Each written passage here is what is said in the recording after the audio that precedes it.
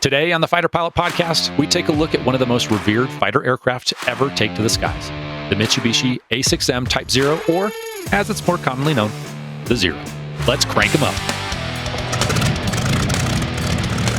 You're right, 2 o'clock, 5.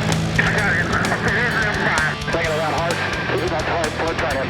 He's got about 50 to go with his nose.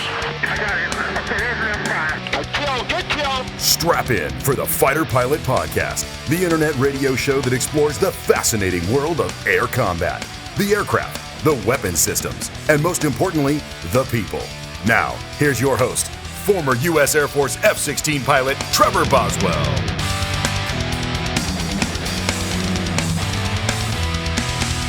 Welcome back, everyone. This is Boat, and we're back for another look at Warbirds. Now, we've got a great interview lined up for today with not one, but two guests.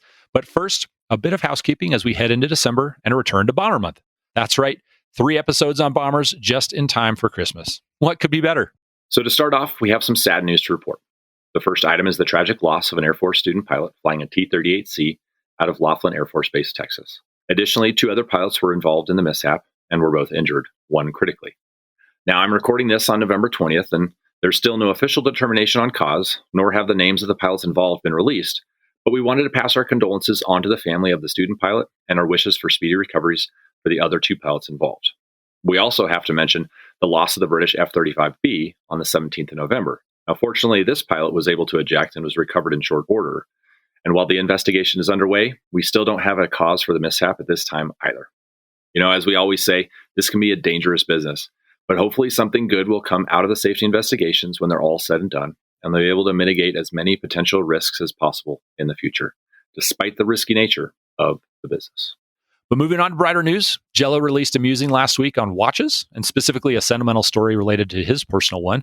So if you haven't gone over to the website to read it, I highly recommend it. And in line with that, we also had a bit of fun with you all over on Instagram. So thanks to all of you that participated by offering up your recommendations and what you all wear. I mean, from everything like Apple Watches to Rolexes and probably like 15, maybe 20 other types that I'd never heard of in between, you all have a very impressive and, dare I say, expensive taste in outerwear.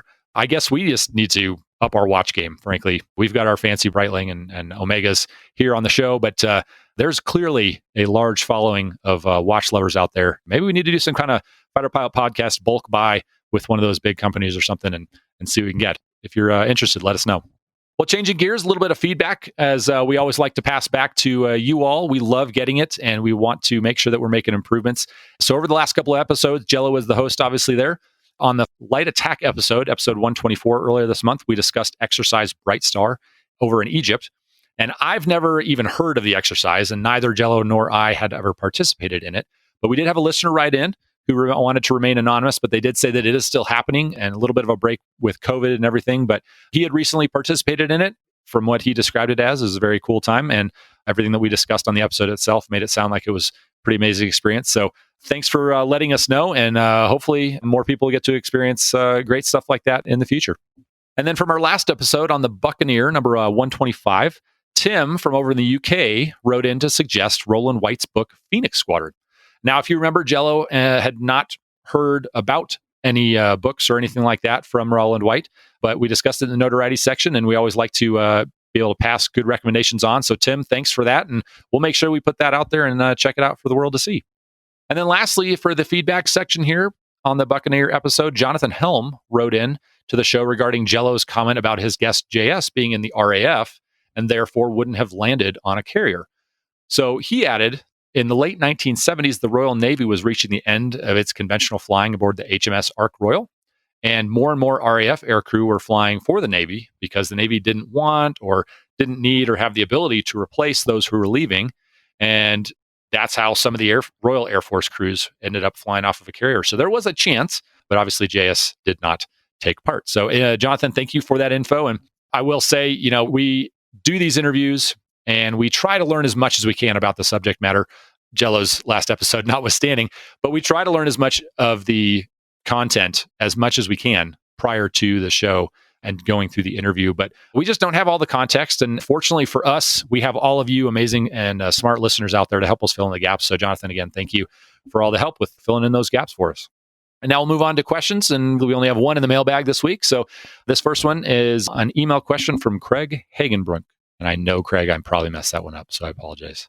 But Craig, you asked, when the U.S. exports military aircraft to allies and other countries, do they make ambassadors of the purchasing country or countries sign a document stating that if they're going to receive said export aircraft and support for crewing that they will not wage war or do anything nefarious against the U.S. government or the military? And so, Craig, I am not smart in that process. That is more in line with probably the Department of State. And so I pulled that out to a couple of our guests or friends of the show.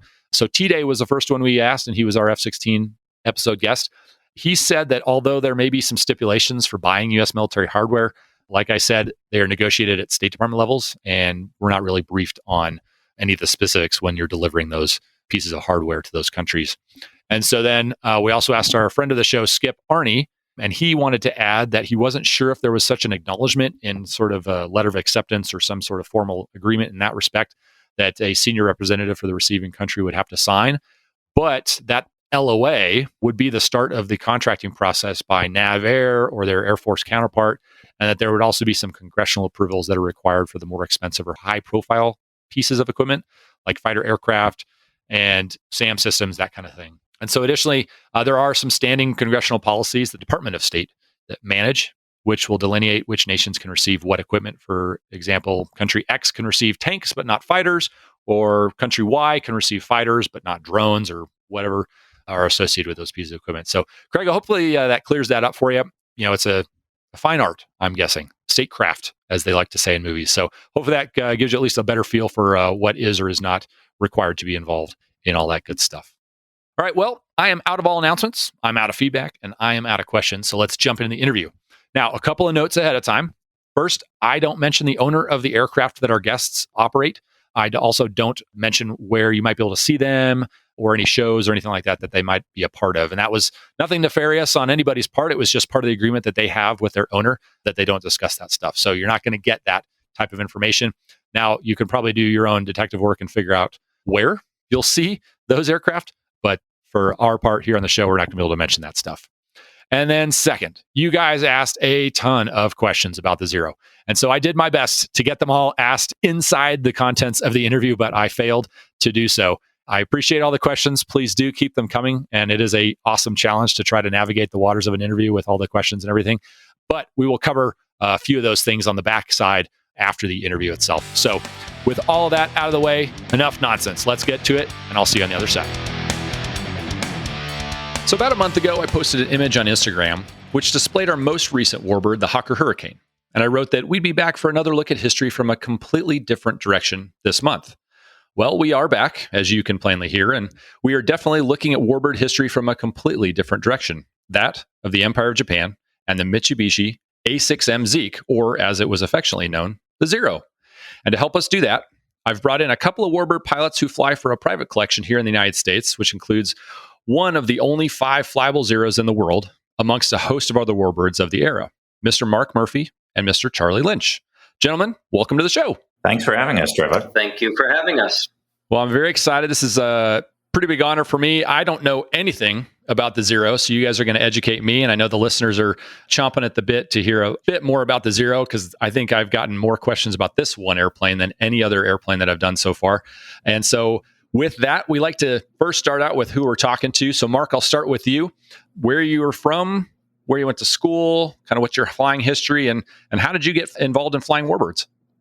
So I was born and raised in upstate New York and grew up on a 4,000-foot grass strip. My father taught me to fly at 14 in the Piper Cub, and then I worked my way up from there to the Stearman, to the T6, and then eventually our family bought a P-51 Mustang. From there, I went into the airshow circuit as well as the teaching circuit. The teaching really grew to doing a lot of Warbird checkouts. I've done 23 P-51 Mustang checkouts, as well as a dozen or so various other ones in the Corsair or Spitfire and the Japanese Zero. Then from there, I was able to do some international work with Warbird collectors, and it just sort of grew unintentionally from just loving airplanes to it's basically what I am doing full time now. So it's been a great ride. And I guess one of the culminations that we're here to talk about today is the fact that I get to fly the Japanese Zero, one of 5 flying in the world, and probably one of 2 that are actively flying in the world. That's a pretty impressive history. Was it kind of love at first sight with aviation for you, or did you kind of forced into it because your dad was interested? I never had my first airplane ride because it was always, I just grew up in the back of airplanes and we've had various ones. But I remember when I got the keys to the Piper Cub, I was so in love with that before school started, I would wake up at 6 o'clock in the morning, I would pull the Cub out and I would go fly the Cub every morning for about a half hour and then go to school. All that was going great until one day I got a little ambitious and I buzzed the school with the airplane. And of course, there was no denying who did it. The principal called my father. You know, it was funny because I did get a little chewing out, but it was also a little bit of an attaboy. So I imagine in today's world, that would be much worse, the consequences, than it was back when I did it. But yeah, so it's been a love and a passion of mine for my entire life. Yeah, I think we've seen enough pictures in the news on shapes being drawn in the skies and otherwise to go down the path of it might not be the smartest thing in the world of the digital camera everywhere. So exactly. Well, very good. And I did want to acknowledge Mo over at Warbird Digest Magazine. He was the one that got us connected. How did you meet Mo and the Digest Magazine? Actually, I've worked with Tim Savage through Warbird Digest and Greg Moorhead for, it's been 10, 15 years. I really got to know him when I flew for the air show team called the Texas Flying Legends. Oh, yeah. I did that for about 5 years where we traveled the country with a Warbird collection from Texas. So I'm not trying to put my name out there for anything, but certainly that got the recognition of who we were as we were flying with that collection. Yeah. Well, great. Well, I'm excited for you to be here. And Charlie, let's turn to you now. Same questions. How'd you get your start and where are you living and all that good stuff? And where did you get connected to Warbirds? Well, my path was a little different than Mark. I'm the only person who has the aviation disease in my family. So I was born in New York, moved out to San Francisco as a kid, and then maybe junior high or so, moved back to the East Coast to Connecticut, up to upstate New York, not too far from Mark, for college. And then my first job took me back to San Francisco and then down to LA. From earliest times I can remember, I had the passion and love of aviation. I just didn't have mentoring or money to make it happen. So when I was down in LA, I actually learned to fly, earning my private pilot's certificate in a helicopter out at Hellstream and John Wayne, which, you know, you go between there and Long Beach. It's amazing that somebody would let, young guy solo helicopters in that busy airspace. Definitely. So it was great fun, but I did that in a very short period of time because at that point I was going back to Cornell for a graduate degree and I wanted to get that accomplished. And then when I was back at school, I got my fixed wing add-on and all the ratings, multi-instrument, all that good stuff. Then moved to Ohio for a couple of years for sort of a second job that turned into the job I'm still in today, many, many years later, and really got into airshow flying. And we wound up moving back to Connecticut because of job and everything. Really got into the airshow flying more heavily. And in fact, that's where Mark and I met. So I was flying for a formation aerobatic team, and we met up at, I think it was Keene, New Hampshire. Little tiny show, whole lot of nice people. And we met Mark and his father. Mark was flying the 51. Great stick, nice guy. We just sort of developed a friendship from there that has, for me, led to a whole lot of things. And for Mark, probably a whole lot extra work having me on his wing. But, from there, the real Warbird experience first started with my wonderful but somewhat crazy wife making me buy a Grumman TBM Avenger, the big torpedo bomber that President Bush flew, because she wanted a cool family airplane. So, you come taxiing up in this monster airplane, you fold the wings, you open the bomb bay doors, you're looking cool. Lower crew compartment door opens, the wife, the kids, the dog all hop out, and well, so much for being cool. So it was our flying minivan. wonderful airplane, a whole lot of fun. And that opened the doors to some other fun flying. And as Mark has had some opportunities come along, he's been kind enough to let me tag along. So thanks to him, I get to fly the Corsair and the Spitfire and the Zero and the Mustang. And we've had a whole lot of fun together. Well, those are words I don't think I've ever heard. My wife made me buy an airplane. So that's definitely a first. Well, the nose art is even called She's the Boss. I have heard that because she made me buy it. I had all the reasons. Yeah, well, so we would go to air shows and the wives or girlfriends drag the poor guy under the nose of the airplane to take a picture with the nose art saying She's the Boss. There you go. It's a good second income stream, if anything, $5 a pop or something. That's great. That's right. Well, that's great. That's a great story. I'm glad you guys are connected. I'm glad that we have you guys both on the show today, because I think you guys both have a great perspective from various backgrounds, and obviously flying or having flown multiple Warbirds. I think it's a great perspective to have when it comes to the Zero, because it is one of those airplanes that kind of lives in this state of lore. One, because obviously it's from a foreign country. Two, because there just aren't that many of them flying around. I think it's extremely exciting for me to be able to get to hear a little bit more about it, especially because really all we get to see is what we see in movies or hear in stories and that kind of thing. So with that, let's get into the history of this thing to start out, and we'll kind of see where the rest of the conversation takes us. But when I've done my initial portion of research for the show, it's labeled as the Mitsubishi A6M Zeke, as it was named by the Allies. But then it's also got the name Zero. And for whoever wants to start out with the answer, let's start with that. What's with all the names? What's the history behind that one? I think they were just trying to confuse everybody, because you're right, Trevor. The Allies called it the Zeke. And oftentimes it was actually also confused early on with the Oscar, because they both look very similar. The Oscar, the Japanese actually called the Hayabusa. This Zero, most of the time they actually called it the Zero-sen. And the Zero comes from the nomenclature of the year it was built. So it first flew in 1940, but using the imperial calendar of Japan, that was actually the year 2600. So that Zero on the end is Zero. And so you'll hear it interchanged a lot between Zeke and Zero in a lot of the history books or stories or movies, one and the same. Okay. Makes sense. Different calendars, different cultures, all that good stuff. That definitely connects the dots. Do you have any idea why? So why did they put this airplane out there? And obviously we can look through history and see what happened in World War II and everything. And at that time, later 1930s, the storm clouds of war were brewing and whatnot. But do you know why this type of aircraft was developed, or what the initial requirement for it was? Yeah, it's certainly, if you look at this period, and this is what's so fascinating, especially for Mark and I, if you look at the generational development in a very short period of time, from the mid to late 1930s through the mid 40s, the end of the war, basically, you look at the early aircraft, planes like the Claude and the Nate and the Oscar that were flying primarily in China and Manchuria during that whole sort of expansionist period for Imperial Japan.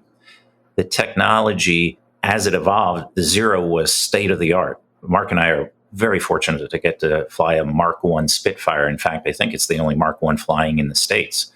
And if you look at the technology and systems in that airplane versus the later Marks, the later models of the Spitfire, it's night and day. And if we compare the Zero we fly and its very manual systems to, the late model Corsair or the P-51, it's amazing to see the differences. So the Japanese needed a long-range, single-seat fighter capable of operating off aircraft carriers, and this was primarily an Imperial Japanese Navy aircraft. They had some design specifications following on a plane that was the A5M that Nakajima built. And when it was issued, Nakajima took a look at it and said, it's impossible. You can't meet those specifications. The folks, the designers at Mitsubishi said, yes, we can.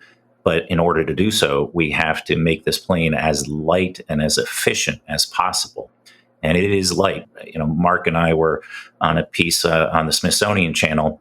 And Mark, why don't you share a little bit about what you had shown in terms of how light it is and walking on the plane and those things? Yeah, so I'll jump in here. And the Smithsonian came out and they did a piece on the Zero. So we met them out there. My role for that was to show some of the characteristics of the Zero and why it was so maneuverable. And one of the things that I did is they brought the camera in close, and I went to the tail, and I just put one finger on the skin in the tail, and I just lightly pushed on it. And imagine a soda can that is rigid. People can stand on a soda can, as you can imagine, but then if you push in on it, the whole thing collapses. Yeah. I think the skin of the Zero is similar to that. As he zoomed in on the camera and put the bright light on there, you could see as just my finger how much I can move that metal. That was one of the biggest characteristics of the Zero, and its maneuverability was the lightness of it. The other thing is the horsepower of the engine. Now, the one that we're operating, it has a Pratt & Whitney 1830 on it. And the reason that we've put that on is just for reliability and parts. Obviously, we want to operate these things safely. Yeah. The original Sakai engine was about 950 horsepower. So you take an extremely light airplane, you put 1,400 horsepower on it, and just the maneuverability and the climb, the performance that this airplane gets is unbelievable. I do have some vivid descriptions of what it's like to fly the airplane, but let's continue on with the history first, and then we'll go into what it's really like to fly this airplane, which I'm sure your listeners are chomping at the bit that they can't wait to hear. Yeah, absolutely they are. And just as a side note to that conversation on the weight piece, the F4F Wildcat was kind of the U.S. standard aircraft at the time. When fully loaded, with the notes that I have here, said that the Zero was about 2,360 kilograms, about 5,200 total pounds, which is about 1,260 kilograms or 2,780 pounds lighter than the Wildcat. And so it just goes to show you how much a difference the weight really was. And they even talked about some top secret aluminum alloy that they made, like you talked about with the skin, and being able to push that stuff. Super great, super strong, and more ductile than the other alloys. But it comes at a price. Yeah, it always does. And it's more prone to corrosion and a lot more brittle. And that may come into play later here. But, well, yeah, that's great. Charlie, anything else to add on the variants? I know you kind of mentioned a few there. They went through a laundry list of variants, I think like 7 or 8 different types. They did. And that's some of the challenges. We get asked questions, and a lot of it depends on the year it's built and the variant. The reality is it came down really to 2 manufacturers, one being Nakajima and one being Mitsubishi. And much like we had here in the U.S., General Motors built more TBMs than Grumman built TBFs. As it turned out, Nakajima wound up building more of the Zero than Mitsubishi did. There was a training version that they had like 500 of, a really cool plane that I don't know if any are still in existence, but I think it's the Roof or Roofie, was basically a float plane version of the Zero. And obviously, adding a float degrades the capabilities quite a bit, but It still was a very effective fighter. And it surprised, especially, you mentioned the Wildcat. I'm a big fan of the Wildcat and the P-40, for example, because you look at planes that really held the line for the first 18 months or so of the war, that we didn't have, Corsairs and Mustangs and Hellcats and all that. When we compare the Wildcat, as you did, to the Zero, I think that's a better analogy than the later fighters, because we spent a lot of time with designing and manufacturing aircraft, where the Japanese, I just finished a great book called I Will Run Wild. And that's actually a quote from Admiral Yamamoto, who basically said to the Imperial General Staff, I will run wild for 6 months and then all bets are off. Yeah. They didn't have the production capability. They didn't have the training and the material support that we had. So one of the reasons that we were successful with P-40s and Hellcats is you had people like General Claire Chennault figuring out how to fight against an airplane that had a lot of strengths over the P-40. We had independence, if you will, and you're a military guy, it's, yes, sir, no, sir. But we have this heritage of saying, all right, how do we employ this weapon? How do we take advantage of it while minimizing its weaknesses? So the famous Jimmy Thatch, Butch O'Hare International Airport is named after. These guys earned their reputation flying what many thought was the inferior Wildcat against the Zeros. And they figured out, we don't dogfight with these planes. We don't turn with them.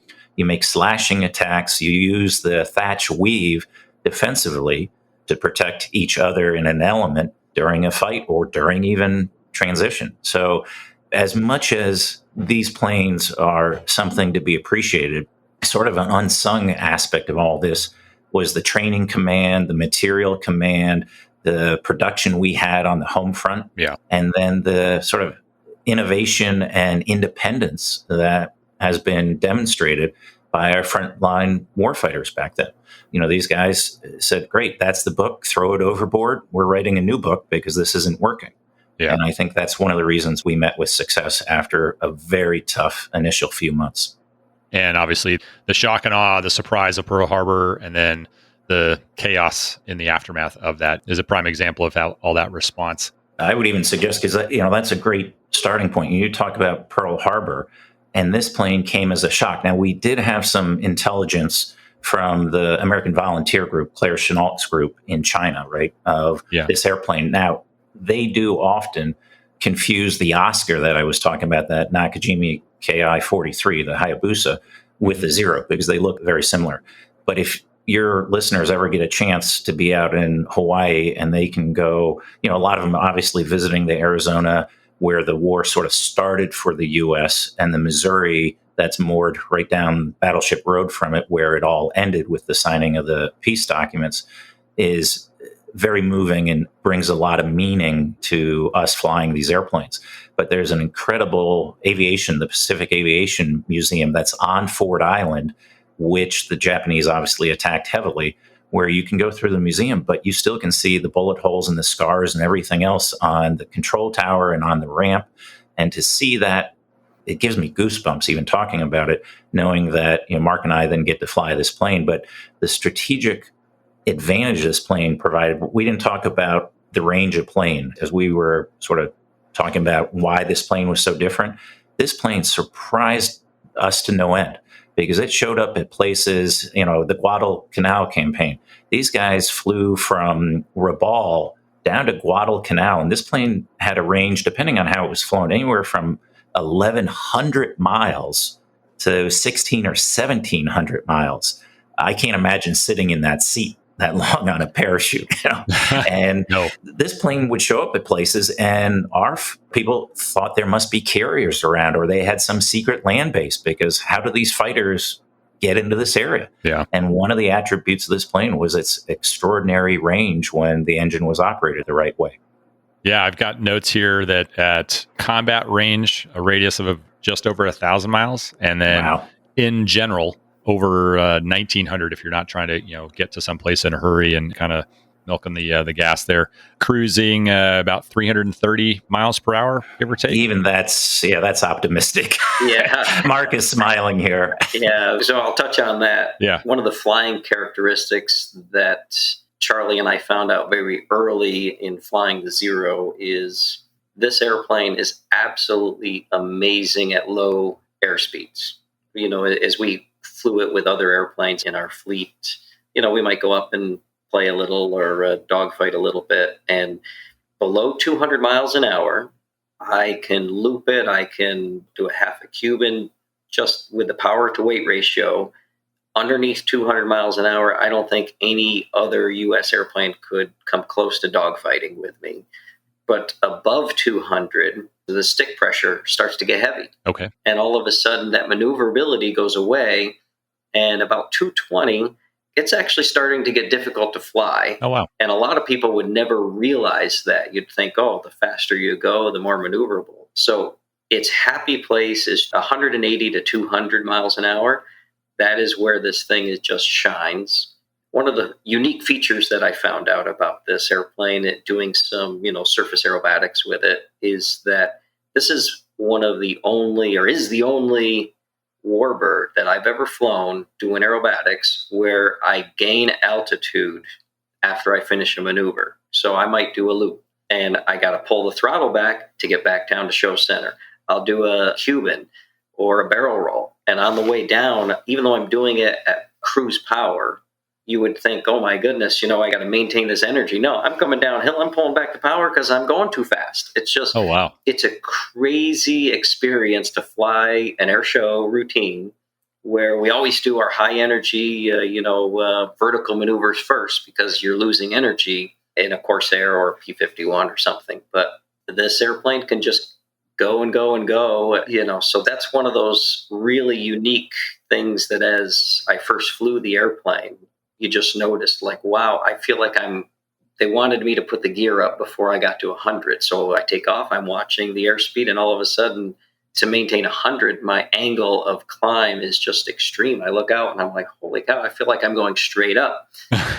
And then get the gear up, and then you can level off and accelerate to 200 very quickly. So one of the really unique flying experiences that I've had with the Zero. That is unique. I don't think I've heard that before. And you touched on the flight controls and feeling heavy and everything. And as I kind of mentioned before we started chatting, we have some Patreon subscribers that ask some questions. So we have a bunch, like I mentioned earlier in the show. And one of them comes from Robert Hosterman. And he asked about the flight control surfaces and it feeling heavy during high-speed flight, and you touched on it there, but why wasn't a hydraulic booster ever installed to compensate for this throughout the course of the generations? And it's a great question, Robert. All of this and those attributes that Mark was just talking about, it is like flying an aerobatic airplane. It is so different than a typical Warbird. The reason they had no hydraulics is everything was about weight and maneuverability. And at those lower speeds, which were the speeds of fighters of that time, you didn't need boosted controls. You didn't need the higher speeds, and they wanted to save weight. So as much fun as it is flying this plane at air shows, and I had the great pleasure of flying with our good friend Greg Shelton, who has a Grumman Wildcat, which is really the almost direct opposite in our fleet from the Zero. And Greg is a superb pilot. If you turn on Greg, the fangs come out in a heartbeat. And I love Greg, but I could have shot him down 4 different times within one turn. The Zero is so maneuverable. I hate to show you what goes on behind the curtain, but when we're doing some of those shows, the pilots are talking to each other to make sure that we're positioned properly and we're over show center and all of that. And there were multiple times Greg was having to say, hey, don't turn so hard, don't pull so hard. And if there weren't responsible adults in the crowd and the FAA and everything, I probably would have turned on them in a heartbeat. But, this all comes at a real sacrifice. This plane had no armor protection for the pilot. It had no self-sealing fuel tanks. The section leaders had radios. Most of them did not even have radios. There are accounts of flights of American and Japanese planes passing with the Japanese not even realizing it and not able to communicate to each other, that allowing the Americans to get a better up-sun, higher altitude positioning to attack the Japanese, and the Japanese had no idea. One person may have seen it, and he couldn't get the signals fast enough to his squadron mates. So this maneuverability is fantastic, but it's a one-trick pony. If you talk about at an air show, I'll take Greg any day in the Zero. If we actually have guns loaded, I'm hitting the silk. I'm out of there. That Grumman is a flying tank. Yeah. And that's where guys like O'Hare and Thatch learn to use that maneuverability. There's a great book out there written by Sakai. I've drawn a blank on his last name, called Samurai. And he was a very famous Japanese pilot who survived the war and had some great impressions. And he talks about attacking a Wildcat.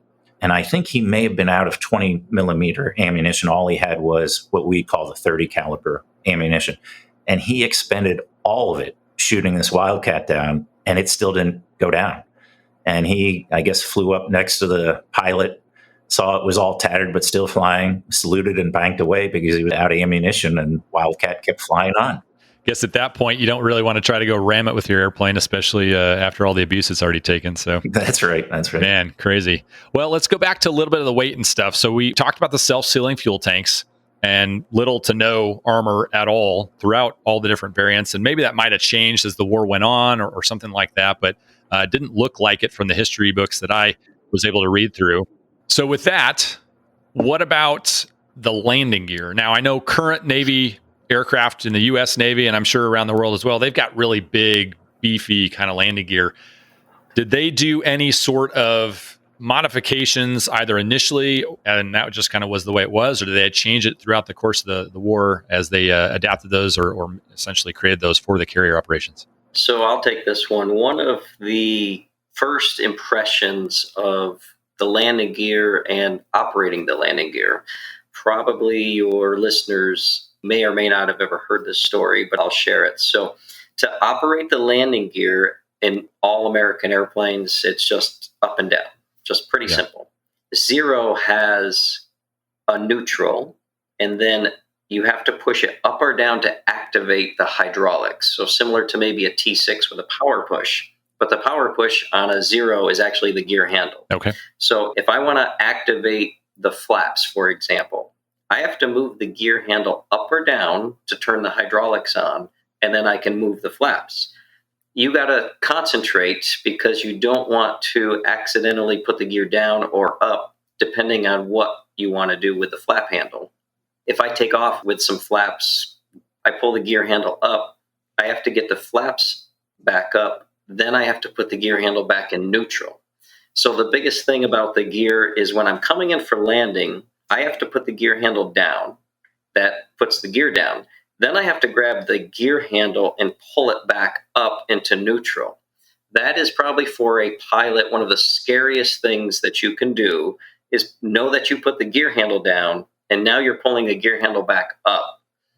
So obviously we have some modern indications as far as some gear lights, but we also have on the wingtip and the wing, there's an indicator of the gear and the position. But, it's not a problem, but that was also an example of saving weight as far as a more complicated hydraulic system, but there's not much to it.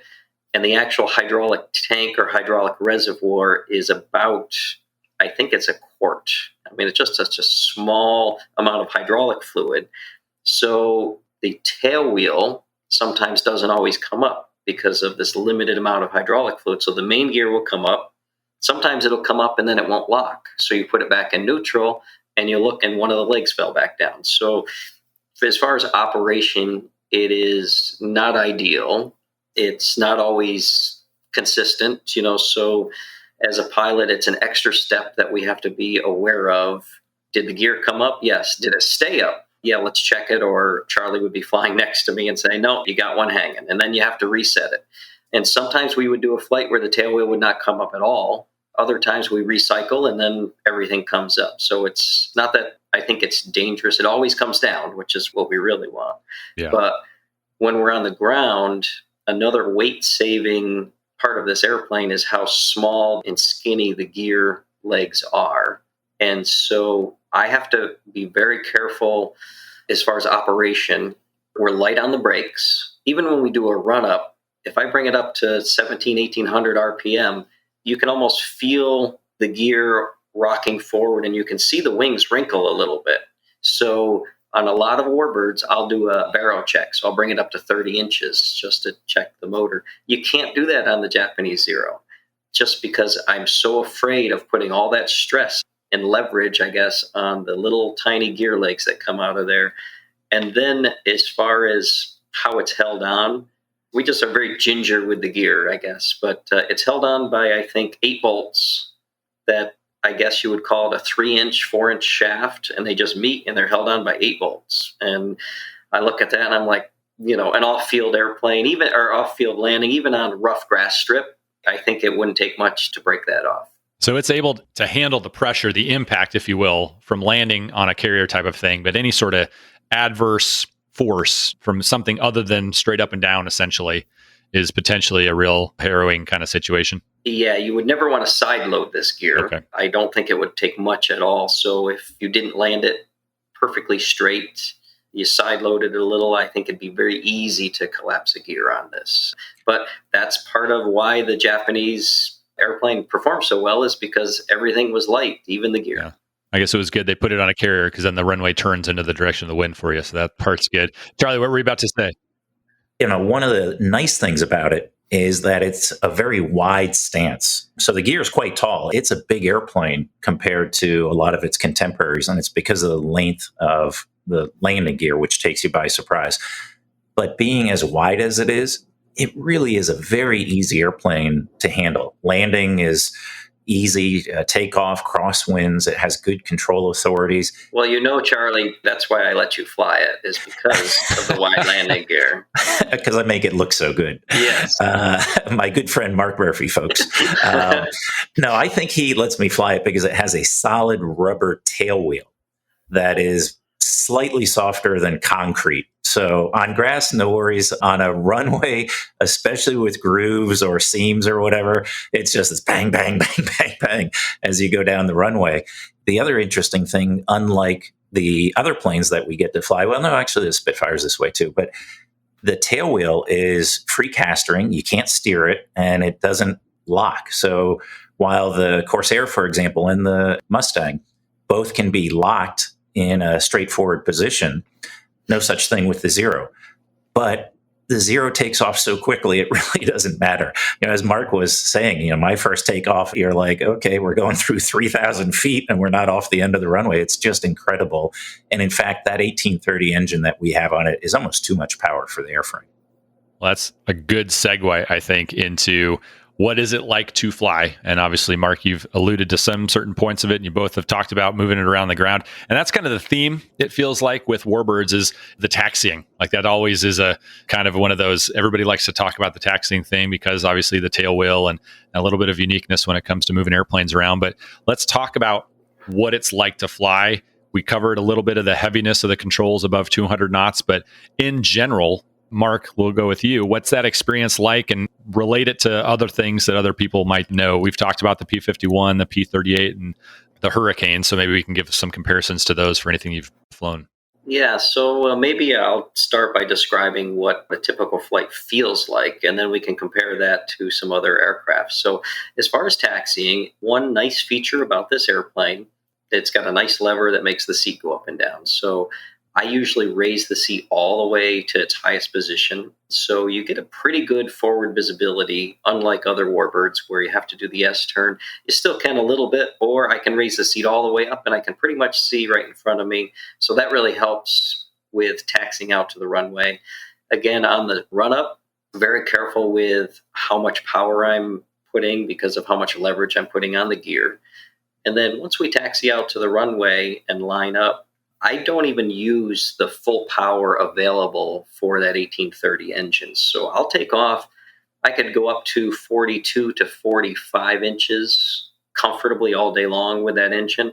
Usually I'm at 35 inches and I'm already, like Charlie says, climbing through 3,000 feet by the end of the runway.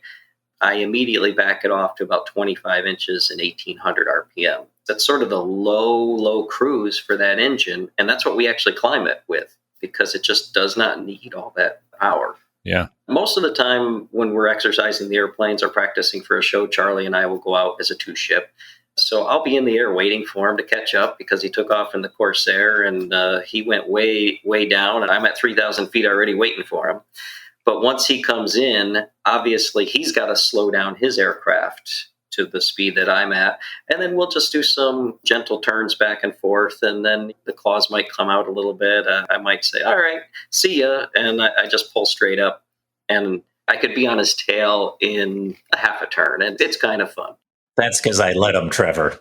Yeah. Oh, sure. Absolutely. One thing that I could never do, this is why I think the Japanese aircraft lost the war, is if he came at me with speed and then turned away, by the time I turned and had a gun sight on him, he's gone and out of range. There's just no way that the Japanese Zero could keep up with that tactic.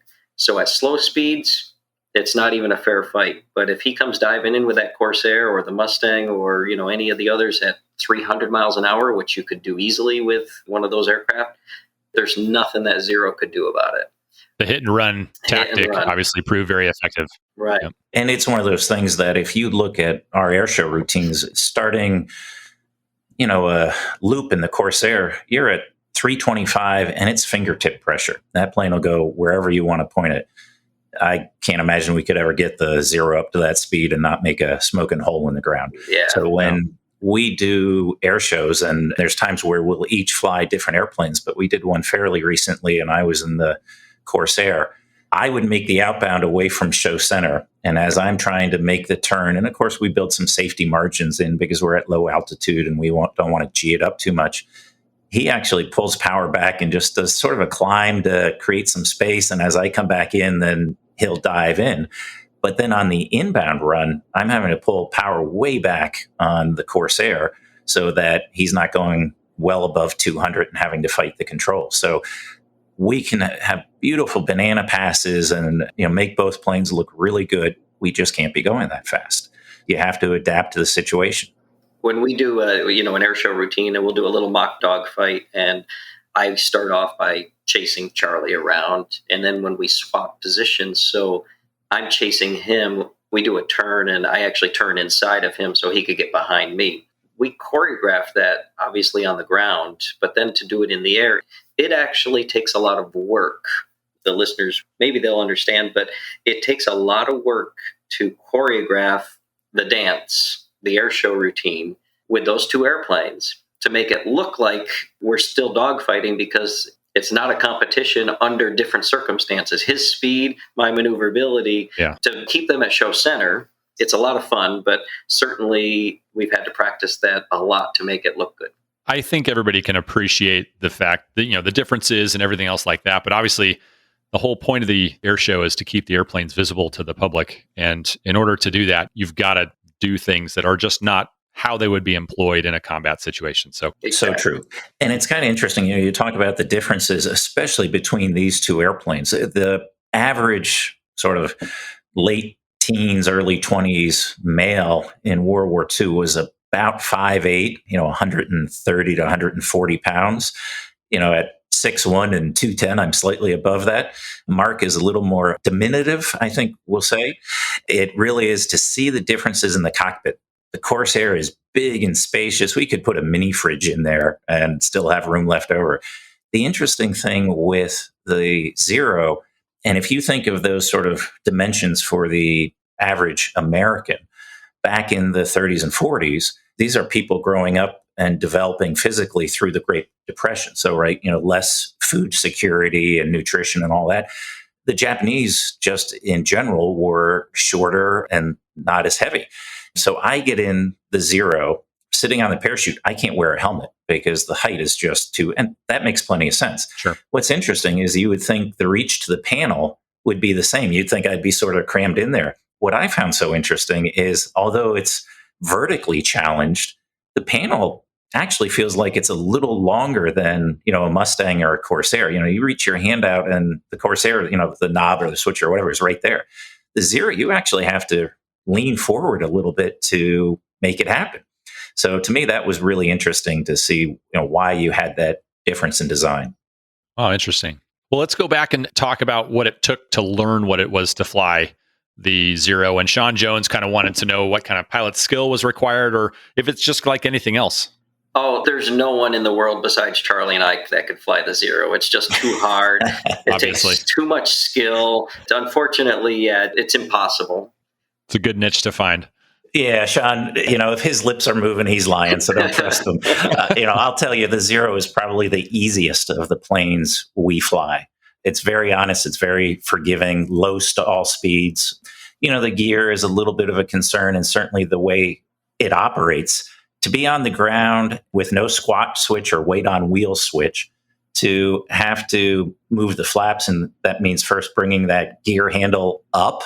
The first couple of times you're like, oh, and boy, you make sure it goes right into that neutral, because you go beyond that and you'll have a lot of explaining to do. But yeah, John, it really is an easy plane to fly. I think the advantage that Mark and myself and our friends who are lucky enough to fly these kind of planes is we have much more overall flying experience and certainly a ton of tailwheel experience. So the real challenge with these planes is less the general flying skills, but it's that eye-hand-feet coordination that tailwheel airplanes require.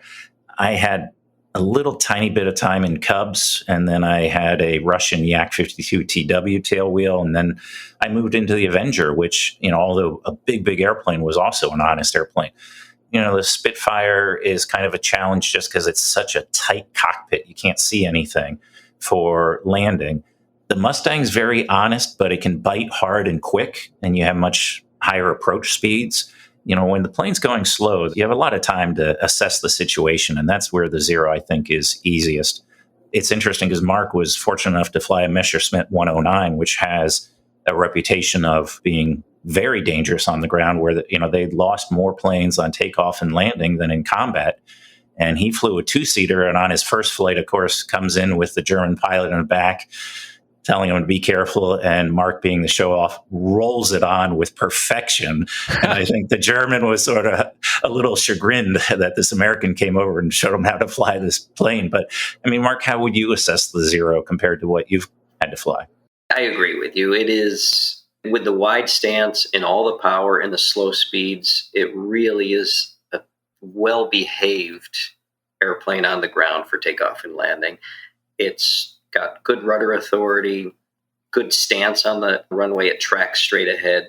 So I'll come in and we'll put the gear down, and then I usually just land it with half flaps. You don't even need full flaps. And I'm coming in at 100, touching down at 75, and it's just as docile and tracks straight. So it's really a pretty simple airplane as far as the ground handling of it. So it's probably, as far as everybody will ask, what's your favorite airplane? I think just because of my time in a P-51, and it's like home to me. My second favorite is the Zero, because it's like taking the extra 300 out for a spin. It's a lot of fun. It's a reliable, powerful airplane. And so you can go out and have a lot of fun with it.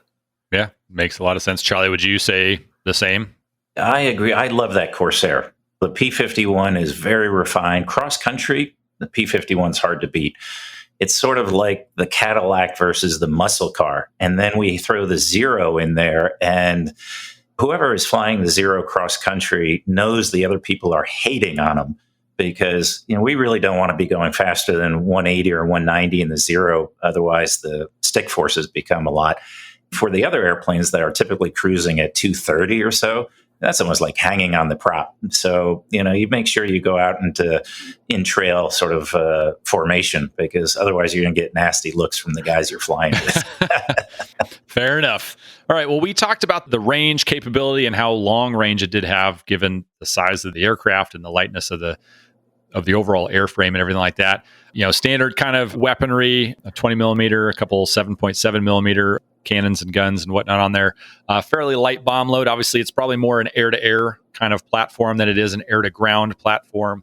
We talked about the ease of landing, or how the landing was, relatively speaking. Employment-wise, not that you guys are firing the gun or anything like that, but it's a light airplane. Typically things that are lighter may or may not be a little more twitchy or a little less stable at certain airspeeds. Would you guys feel like if you had to go employ this in combat, it would be a very stable platform to shoot from, or not really? It certainly would be stable. I think the challenge that most people would face is you have a very close-in range weapon with the 7.7, the 30 caliber, and then you have a long-range 20 millimeter cannon that has a very slow cycle rate, and the ballistics are very different from a machine gun round, right?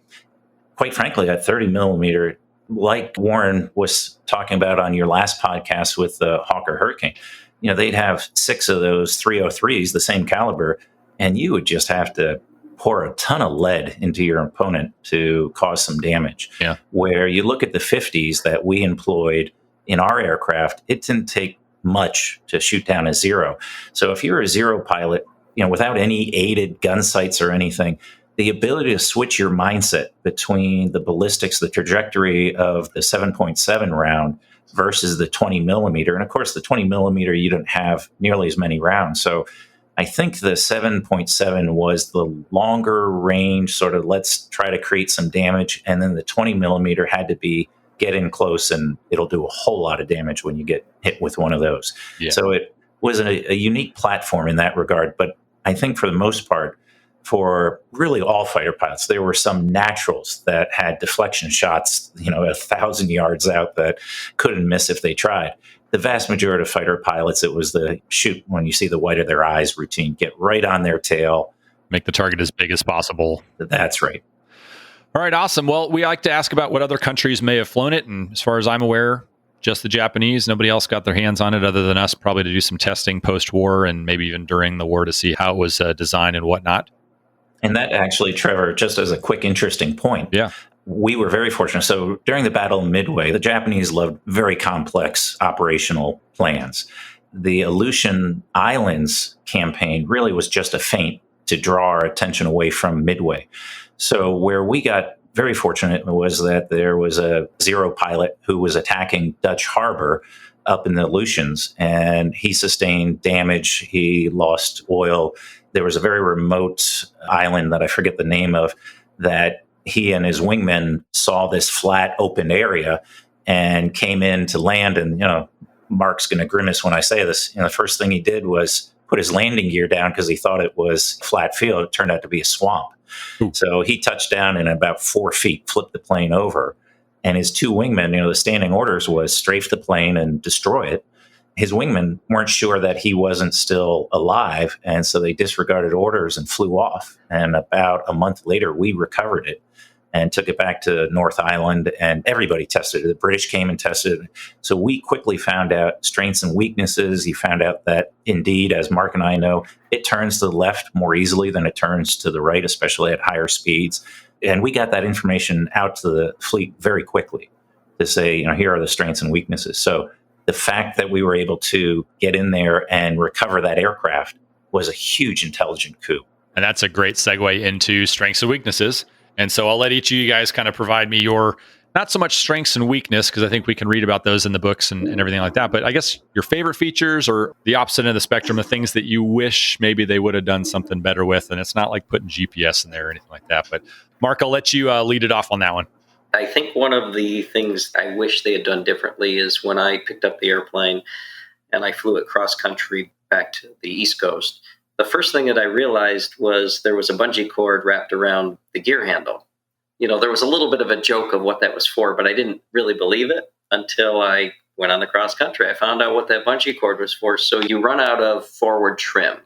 As you accelerate and you're in a cruise, you run out of forward trim, and your arm gets very tired very quickly on a 2 or 3 hour cross country flight, holding about 2 psi of forward pressure. What that bungee cord was for is you wrap it around the stick and you hook it underneath the dash by the rudder pedals, and then you can adjust it by putting another wrap on it to get it to go forward a little more. So the Murphy autopilot. I've actually taken pictures of this and shown it to my friends. And you can get that airplane with that bungee cord wrapped around the stick to be almost hands-off autopilot for 2 hours, and you don't do a thing. It's one of those things that you'd laugh at if you ever knew that we're flying this Japanese Zero with a bungee cord wrapped around the stick, at 10,000 feet going on a cross country.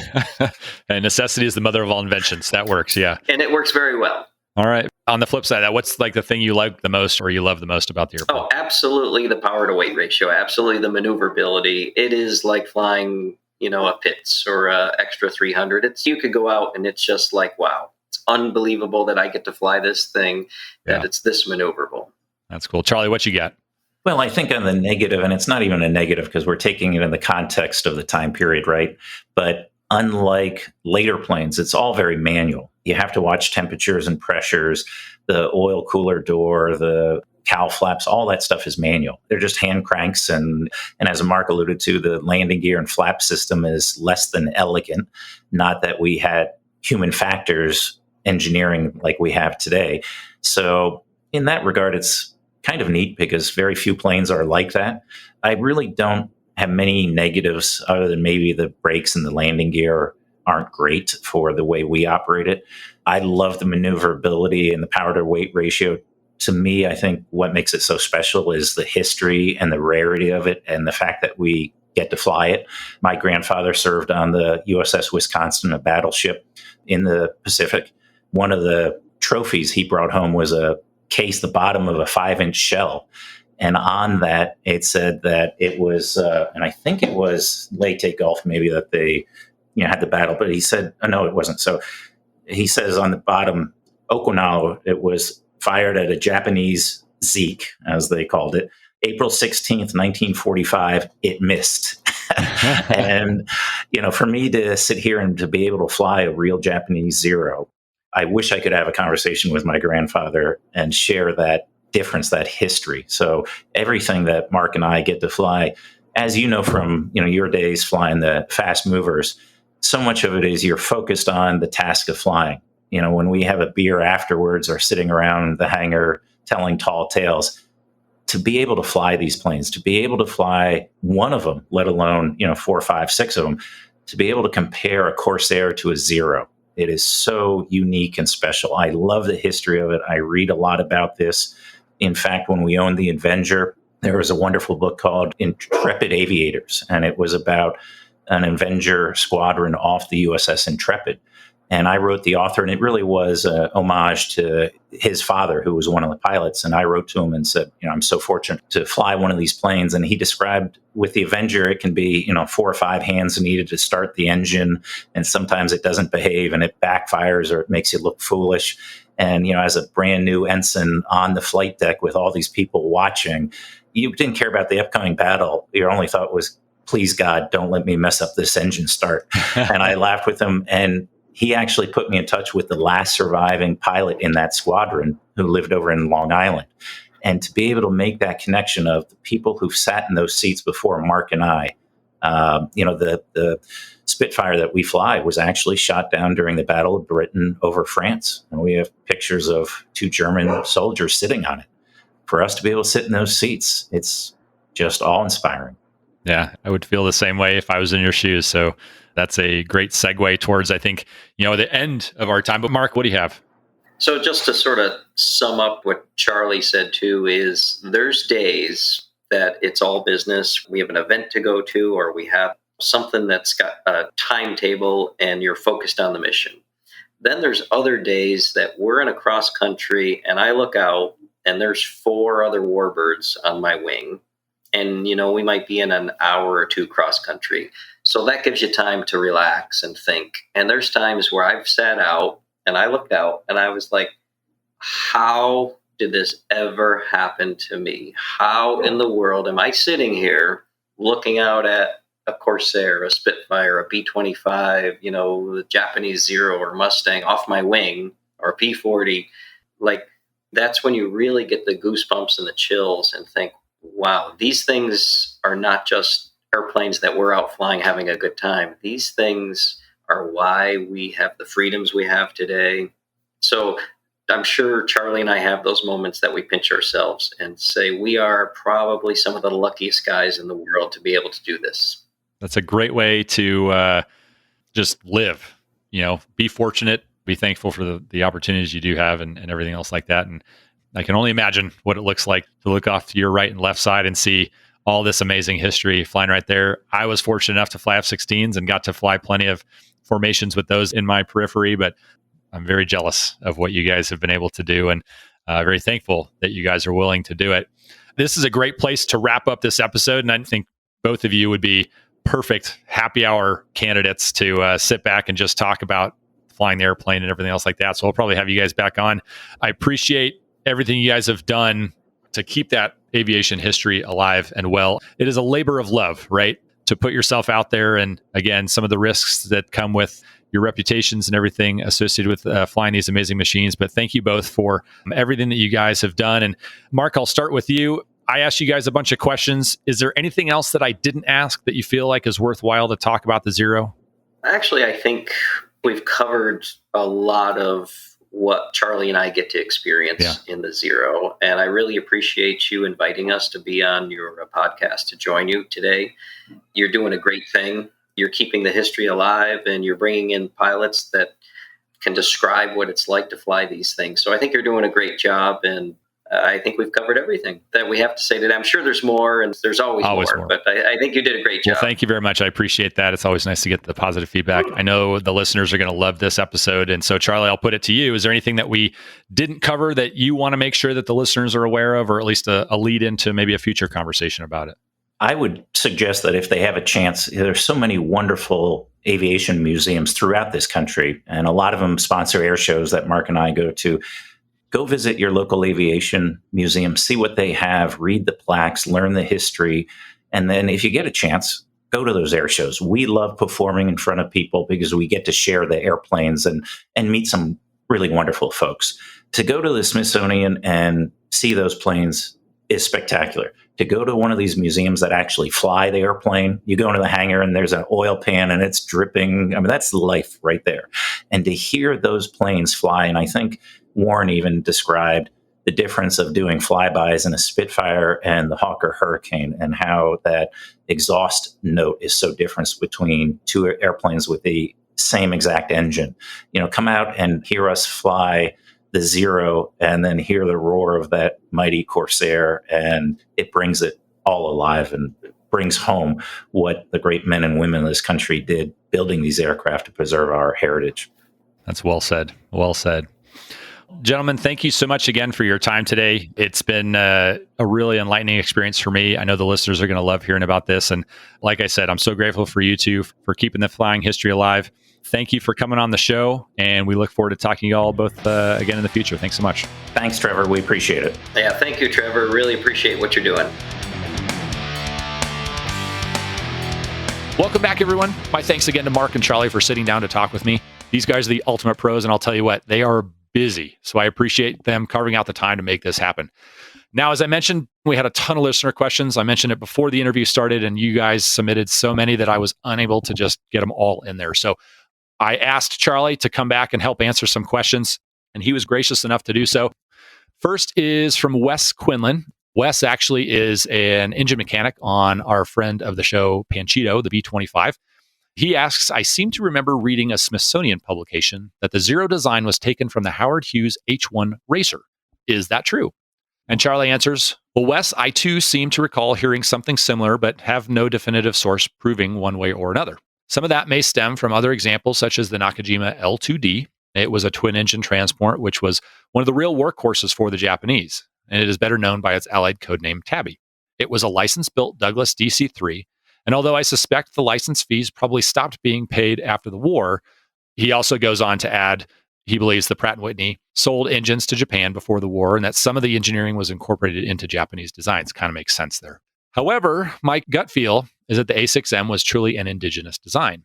The Mitsubishi A5M, the predecessor to the Zero, was the frontline aircraft of the period for the Japanese. And when the requirements for the A6M were issued, Nakajima did not compete for the contract, believing that what was being asked was just not possible to create. And Mitsubishi obviously proved them wrong. And like all nations during the 1930s, the Japanese were closely monitoring what other nations were developing. And in fact, Admiral Yamamoto crisscrossed the United States during his time in the States while studying at Harvard. And during his postings to Washington as a naval attaché, he was able to appreciate what the war-making capability of the United States industry had, and it definitely would have when mobilized. And that was hence his belief that Japan needed quick victories within 6 to 8 months in order to bring the U.S. to the negotiating table. Given the very opening exchange of visits and ideas, I would not be surprised if some design or engineering knowledge was shared between Hughes and his team. Wes, please do give my best to Larry and the rest of the Panchito team. Larry's a true gentleman, and you all do fantastic work with Panchito. All right, our next question, actually, next two questions are from Sean Jones. And he asks, it looks like there are a bunch of Zeros in Japan, but none are flyable. Do they not fly their Warbirds over there? And Charlie answers, Sean, my understanding is that there are about 10 or so Zeros on display in Japan, but as you pointed out, none are flying. So he asks if any of you listeners have any other knowledge on the subject, please pass it along, and we'll make sure that we pass that over to Charlie if you guys have anything different there. And Sean also asked about how much did Japanese doctrine enhance or detract from the effectiveness of the aircraft? Charlie responds, this is a great question, Sean. And his belief is that Japanese doctrine, strict obedience to hierarchy, and unquestioned cultural conformity was a significant negative influence on the outcome of the war. This may sound crazy, but I suspect that Japan lost the war almost as much as the Allies won it. We hear about inter-service rivalries in many countries, but those are unmatched by the corrosive and cancerous conflict which existed between the Imperial Japanese Navy and the Army. Just one many example is that the Navy leadership did not share the critically important facts of the losses from the Battle of Midway and disastrous implications they had to the war effort with their counterparts in the Army or even with the Emperor's staff. Many Japanese A6M Zeros flew without radios, which caused them to miss opportunities or to help fellow pilots in trouble, and most pilots flew without parachutes. Their search and rescue capabilities were practically non-existent, and Allied pilots shot down even in the vast expanse of the Pacific had a reasonable chance of being rescued and returned to flight. Thus, this was not true for the Japanese pilots. Their earlier cadre of pilots were exceptionally well trained, but they conformed strictly to doctrine and tactics, and that worked well in the beginning of the war, but cost them dearly later on. Americans like Claire Chennault, Jimmy Thatch, Butch O'Hare, and others quickly adapted and improvised in order to maximize the strength of their aircraft and help offset the weakness. They learned to fight the enemy on their terms, not on his terms. And in fairness, the high-scoring Japanese aces who survived the war have said that they also ignored doctrine once in the field and worked hard to get new pilots to think for themselves as the situation dictated. But I gathered that free thinking did not apply to many Japanese pilots. And it is well worth reading Dan Knight's book, The Last Zero Fighter, and Henry Sakaida's book, Winged Samurai. And our next question comes from Robert Hosserman. And he asked, during kamikaze missions, were the aircraft equipped with just enough fuel to reach the target to mitigate the number of pilots chickening out and flying home? Charlie answers, Robert, the concept of crashing your aircraft into the enemy if you were seriously injured or your plane was badly shot up was common from the start of the war. There are examples of this and what was thought to be this mentality during the early battles, including at the Battle of Coral Sea, Solomon Islands, New Guinea, etc. Dying in sacrifice for your country and the emperor was a great honor, and it was the same devotion which drove most banzai charges. And while the Allies found it to be repugnant, it was expected in the Japanese military, and there were no cultural stigma attached to it. And with that said, the early kamikaze pilots who flew out of the Philippines were well-trained pilots. Many missions were launched not knowing exactly where the enemy ships were located and routinely returned having found nothing. But my understanding is that there was enough fuel for return flights during that time period because commanders were aware that the chances of not finding the enemy was substantial. And I've read that when the order came, most of the commanders and senior flight leads thought abhorrent and wasteful. And often I've read where the pilots were all volunteers. However, culturally, when asked to volunteer, everyone is expected to do so. Not doing so would be a loss of face and honor, and there was a massive societal pressure at play. As the attacks progressed, there was no doubt that they were extremely effective and put enormous pressure on the U.S. Navy. And later on, around April or June of 1945, the Japanese launched hundreds of kamikaze attacks. They were quickly running out of trained pilots, and my understanding is that many of the kamikaze pilots had only training to take off and fly straight and level. They had to be guided by a scout plane because they had no navigational training. And at that point, Japan was starved of fuel and it was a precious commodity. If they knew the location of the U.S. ships, I would not be surprised at all if the planners were loaded with enough gas for only a one-way trip. I have read that there were pilots who aborted several kamikaze missions due to feigned engine problems and survived the war, but most pressed on even in terror because self-sacrifice had become normalized in that time in Japanese society. And our next question comes from Sven, and he asks, all right, in the history books, the Zero is often described as a big surprise and that no one had suspected that the Japanese at the time, often portrayed as inferior in technical skills, had such a strong fighter. But was it really? Its combat debut was in 1940 in China, where any number of international combatants, like the AVG, the American Volunteers Group, might have seen it. And Charlie goes on to answer, Sven, that's a great question. The first group of Flying Tigers did not depart from the U.S. until the summer of 1941, and their first mission defending Kunming was not until December of 1941.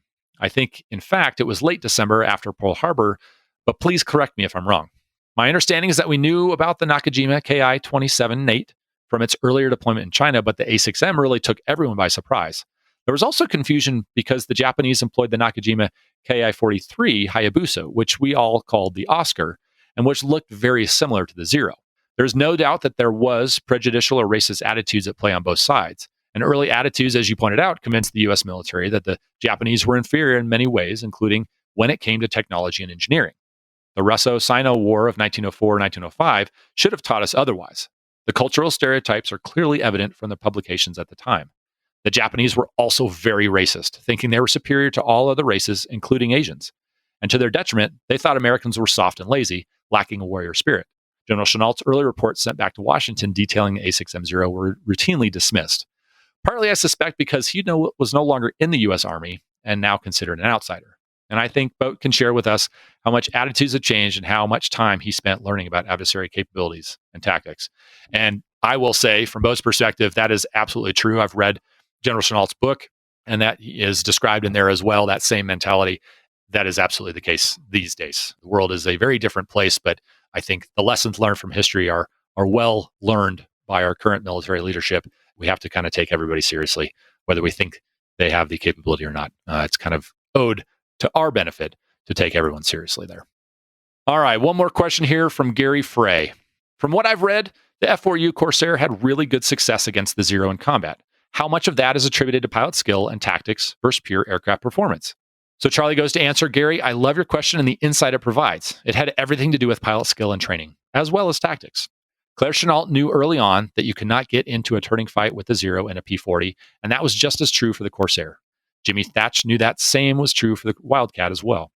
The Corsair and Zero are radically different in terms of performance. When Mark flies the Corsair, I turn circles inside of him all day long, just like we talked about in the interview. And if I'm in the Corsair, he does the same to me.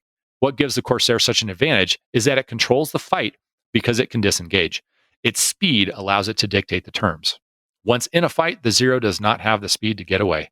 The Corsair can make a high-speed slashing attack and use its speed to create distance. The Corsair pilot then can elect to make another attack once he is in a favorable position or disengaged to fight another day. And when in the attack, the Corsair has enormous firepower combined with great armor protection. I love flying the Zero, but if I had to go into battle, I would choose the Corsair every time because I can control the fight. And I will say having some armor probably helps, feel a little more comfortable going into that fight as well, as we kind of discussed in the interview. All right, well, that will do it for the laundry list of questions you guys asked. I thank you all for the inputs and everything. One thing we didn't cover in the interview either was the notoriety aspect of things. And obviously, I think everybody's aware and familiar with the movie Tora, Tora, Tora, as well as the airshow demonstration by the same name. But again, those are all primarily T6 knockoffs that you saw in the movie. And so with so few actual Zero aircraft flying in real life, we're kind of forced to either go CGI or use the T6 to make the one look like a Zero. But as well, there are a few great books, and Charlie mentioned those in the questions as well. There's one called Inferno Retribution by Sir Max Hastings. There's one called Conquering Tide, Pacific Crucible, and Twilight of the Gods by Ian Toll. It's a trilogy. There's another one called Intrepid Aviators by Gregory Fletcher. There's the book Arsenal of Democracy, which I think we've mentioned before, and that's by A.J. Byam. There's Race of Aces by John Brunning. And then there's Rising Sun by John Toland. So a laundry list of historical references and books and movies and everything else that you guys can go check out along the way. So Charlie, thank you again for helping out with that. Mark and Charlie, thank you guys both for joining me on the show. It was an absolute blast. I learned an absolute ton, and we will absolutely get you guys back on the show for, at a minimum, some kind of happy hour or a revisit of this or any of the other Japanese warbirds along the way, because you guys are a wealth of knowledge. Hey, everyone. From back on our commemorative Air Force episode a couple of months ago, we spoke with Mo from Warbird Digest Magazine. And as promised, I've brought him back onto the show to touch base and get an update on what's going on over at the magazine. So, Mo, how you been? What's been going on? Well, sure. Thank you. Well, first of all, thank you for having me a couple of months ago. Me and Leah, on behalf of, I guess, the entire Warbird community, would like to thank you guys because it's great that we have this, connection between modern and old aviation. Yeah. I think it's great. The first episode was great. We received a lot of positive feedback. So I appreciate that very much. What's going on? First of all, the magazine, Warbird Digest, issue 93 is being delivered as we speak. I think it's an issue that really will be of interest for your listeners. We are featuring, on the cover, we have a beautiful Hurricane, but inside the magazine, we are featuring a MiG-23 Flogger that is flying in Texas. Is one of the 6 that has been purchased by Dan Filer. One is flying and the other 5 are being restored. So we have actually, I will say, 3-part story, including a Red Eagle pilot that flew the MiG-23, the very detailed, in-depth article about the type. It's a monster of an aircraft, and I can't even imagine what it takes to keep that thing flying. Just crazy. Sometimes in our community, you hear about these projects and these flying airplanes that you just can only wonder how in the world they're making it happen. But yeah. A lot of dedicated folks. And so anyway, that's a very interesting article that will really be of interest of the younger crowd that listen to your show. I believe it's still flying actually in some of the Eastern Bloc countries. So it's pretty cool to read. Then we have, of course, as I mentioned, the cover. We have the Dakota Territory Air Museum Hawker Hurricane, an aircraft that was almost destroyed by a hurricane and was savage and completely restored now, and it's flying again. Beautiful, beautiful aircraft in the Royal Air Force colors. In specifically, it was designed, and the paint scheme is dedicated to L.C. Wade, World War II ace from Texas that flew with the Royal Air Force first, then the U.S. Air Force. So great article. And for the first time, it's not really the first time, but we're experimenting a new, editorial style or line, if you will. featuring an aircraft and then featuring one of the pilots who flew this aircraft. So we're really combining the historical part by featuring the history of the pilot and his life and his obviously flying career, combined with the warbird that we are featuring on the magazine. For our British friends, we are covering the Aircraft Restoration Company and their projects. It's a great, as the name says, restoration company out of Duxbury Airfield in England. Sam Worthington Lees wrote the article, and Sam is a warbird pilot who's also restoring a Hawker Typhoon, and we'll get to it in a second. Again, great feature-rich issue. We also have a section called the Navigator, which essentially where to go, what to see type of section. In this issue, we are featuring Detroit. There is a little column about the Yankee Air Museum and Henry Ford Museum. Okay. And then we have obviously the flight log, which covers all the different updates in the warbird community that are going on around the world. Sounds packed full of fascinating details on things that, again, most people don't get to see because all you see is what the airplane's doing at the air show, and that's kind of your only contact with it. So that's really great. And obviously, we're heading into the holiday season. And so are you guys running any promotions or anything like that for potentially our listeners to jump on and take advantage of as we head into the holiday season? Well, we have what we call bundles, okay, which are always great to have. And, the two bundles are always the most popular, and Corsair and P-51. So if you have a Corsair lover, go on warbirdigest.com on top where it says shop, click on it, and then click on bundles. And you have 3 issues dedicated to Corsairs that are obviously flying, and another bundle dedicated to the early P-51 models. I think that's a great way to give someone who loves either a Corsair or the P-51. As I mentioned to you, I think in the last show, or maybe not, if I'll do it now, we are working on a great project, which is a book about the Baba Black Sheep TV show, which we all loved growing up. And our own Stephen Chape, who's one of our writers, has been researching the book, told to the existing still living actors, told to the pilots who flew the airplanes, and tracked down every single Corsair that was in the TV show that is still flying today, as well as the Japanese aircraft, which are obviously T6s and Harvards converted to look like Japanese aircraft. So it's a book that's coming out next September, all right, on the 21st, which is the anniversary of the pilot of the show. The pilot was broadcasted on September 21st. The actual first episode was broadcasted 2 days later on the 23rd. So on September 21st, the book will be released. On warbirdsnews.com, we have a link where people can go pre-order the book. So probably will be a good Christmas present for Christmas 2022 rather than 2021. But since we just kind of announced after I spoke to you, I thought it was something that worth mentioning for your listeners. So yeah, no, that's something great to look forward to for next year. And I know all of our listeners have been enjoying all of the content that we've had so far, and you've been our connecting point for the Hawker Hurricane from last month and actually for this month as well. Again, thank you for that, and look forward to future collaborations, which means we'll have you back here in a couple months with maybe another update on where you guys stand with the book progress and anything else that you guys have coming up. So Mo, hey, thanks so much for stopping by once again, and we'll look forward to talking to you in the coming year. All right, sounds good. Thanks for having me. Well, this has been a great look back, and I've got a ton of great stuff lined up for the Warbird series in the coming months. So in order to get that to you guys, I better get out of here and get started on it. Thanks again to each of you out there that continue to show up and listen each and every week.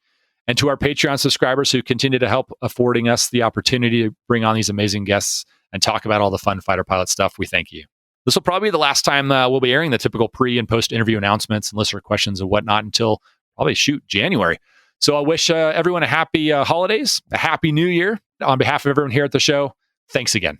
We'll see you all in December for Bomber Month, and maybe even a bonus or two along the way. But until then, get high, get fast, and do some good work.